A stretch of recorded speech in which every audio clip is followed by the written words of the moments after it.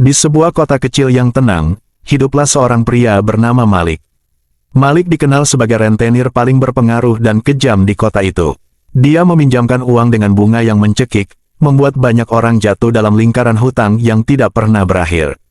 Meskipun dia kaya raya, Malik tidak pernah merasa puas dan selalu mencari cara untuk memperbesar keuntungan dari penderitaan orang lain. Suatu hari, Malik memutuskan untuk pergi umrah. Dia berpikir bahwa dengan pergi ke tanah suci dan beribadah, semua dosanya akan diampuni. Dia berpikir bahwa ibadah ini akan menjadi pembenaran atas semua tindakannya yang tidak terpuji sebagai rentenir. Dia merasa bahwa dengan beribadah, Allah akan mengampuni semua dosanya tanpa dia harus berubah. Setibanya di Mekah, Malik merasa kagum dengan keindahan dan kemegahan Ka'bah. Namun, hatinya masih dipenuhi keserakahan dan niat jahat.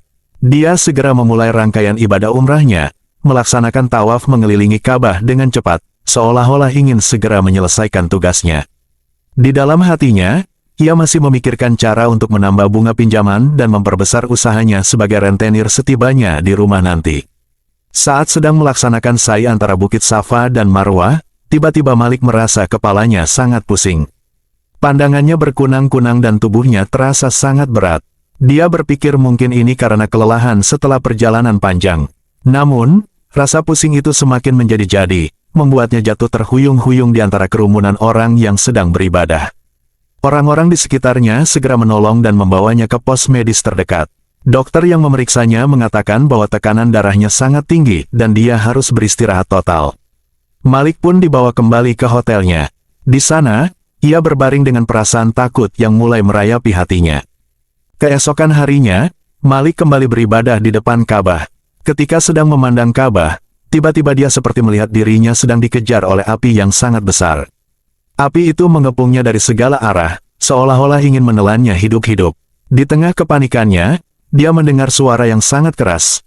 Ini adalah balasan bagi orang yang memakan harta riba. Malik tersentak dengan napas tersengal-sengal, keringat dingin bercucuran di sekujur tubuhnya. Dia sadar bahwa apa yang dialaminya barusan bukanlah sekadar hayalan semata. Itu adalah peringatan dari Allah atas semua kejahatan yang telah dilakukannya.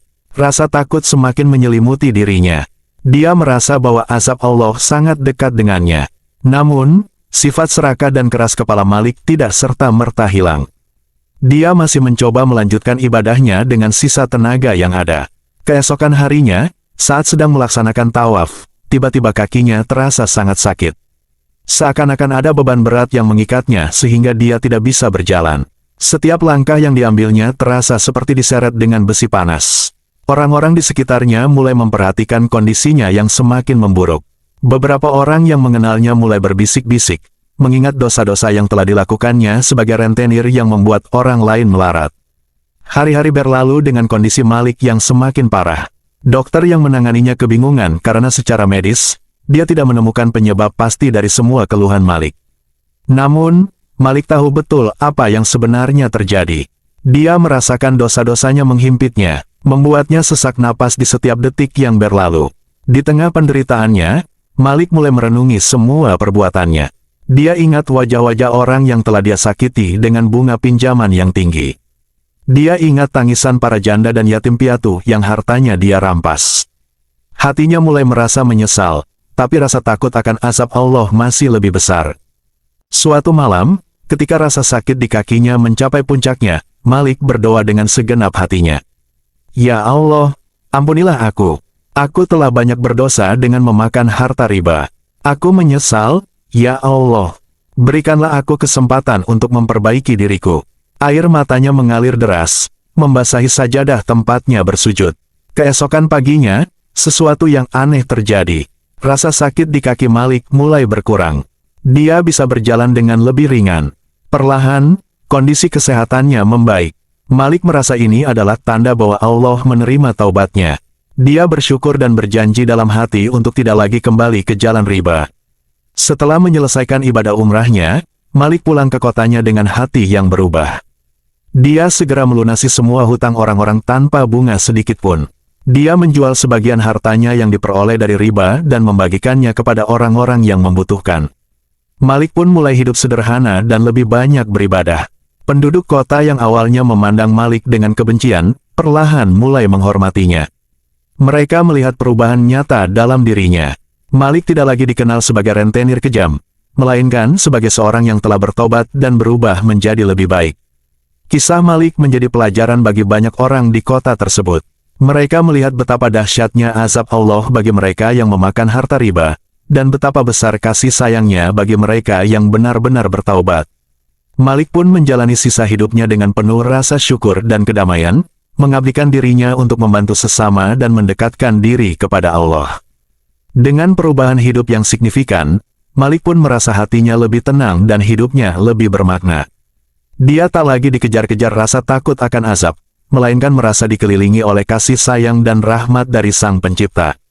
Seiring berjalannya waktu, Malik menjadi contoh nyata bagi banyak orang bahwa setiap dosa bisa diampuni jika kita benar-benar bertaubat dan berusaha memperbaiki diri. Kisahnya terus dikenang sebagai pengingat bahwa harta yang diperoleh dengan cara yang haram tidak akan membawa keberkahan, melainkan hanya mendatangkan azab dan penyesalan. Namun, perubahan Malik tidak datang tanpa tantangan. Setibanya di rumah, Malik dihadapkan pada banyak orang yang curiga dan tidak percaya pada perubahan yang dia alami. Beberapa orang merasa bahwa ini hanyalah taktik baru Malik untuk mendapatkan simpati dan melanjutkan bisnis ribanya dengan cara yang lebih halus. Malik menghadapi semua ini dengan sabar. Dia mengerti bahwa kepercayaan tidak bisa didapatkan dengan mudah, terutama setelah semua kerusakan yang telah dia lakukan. Dia mulai mengembalikan harta yang telah dia ambil secara tidak adil. Dia mendatangi satu persatu orang yang pernah meminjam uang darinya, memohon maaf dan membebaskan mereka dari bunga yang masih tersisa. Beberapa orang mulai terharu dan tersentuh oleh tindakan Malik. Mereka melihat ketulusan dalam matanya dan keseriusan dalam setiap kata permintaan maafnya. Namun, tidak semua orang bisa memaafkan dengan mudah. Ada yang masih menyimpan dendam dan rasa sakit yang dalam akibat perbuatan Malik di masa lalu. Malik tidak pernah menyerah. Dia terus melakukan amal kebaikan, membantu fakir miskin, dan berpartisipasi dalam kegiatan sosial di lingkungannya. Dia seringkali menyumbangkan sebagian besar pendapatannya untuk pembangunan masjid dan fasilitas umum lainnya. Malik ingin menunjukkan bahwa perubahan dalam dirinya adalah nyata dan dia ingin menebus semua kesalahannya di masa lalu. Lama-kelamaan, orang-orang mulai melihat kesungguhan Malik. Mereka melihat bahwa dia tidak lagi hidup dengan kemewahan yang berlebihan, melainkan dengan sederhana dan penuh ketulusan. Mereka mulai menyadari bahwa Malik benar-benar telah berubah. Malik pun mulai mendapatkan kembali kepercayaan dari masyarakat. Di setiap kesempatan, Malik selalu berbicara tentang pentingnya menjauhi riba dan mengingatkan orang-orang akan bahaya dan dosa yang ditimbulkan olehnya. Dia menceritakan pengalamannya sendiri sebagai peringatan bagi orang lain agar tidak terjerumus dalam praktik yang sama. Kisahnya menjadi inspirasi bagi banyak orang untuk hidup dengan cara yang lebih jujur dan adil. Malik pun menjalani sisa hidupnya dengan penuh rasa syukur dan damai. Dia meninggalkan dunia dengan hati yang tenang, dikelilingi oleh orang-orang yang telah dia bantu dan yang kini mencintainya. Kisah tobatnya terus dikenang dan dijadikan pelajaran bagi banyak orang. Kisah Malik mengajarkan bahwa setiap orang bisa berubah, tidak peduli seberapa besar dosanya di masa lalu. Dengan taubat yang tulus dan usaha untuk memperbaiki diri, rahmat dan ampunan Allah selalu terbuka bagi mereka yang benar-benar ingin kembali ke jalan yang benar. Malik meninggalkan warisan yang tak ternilai, yaitu kisah taubat yang menginspirasi banyak orang untuk hidup dalam jalan yang diridai Allah, menjauhi riba dan segala bentuk kezaliman.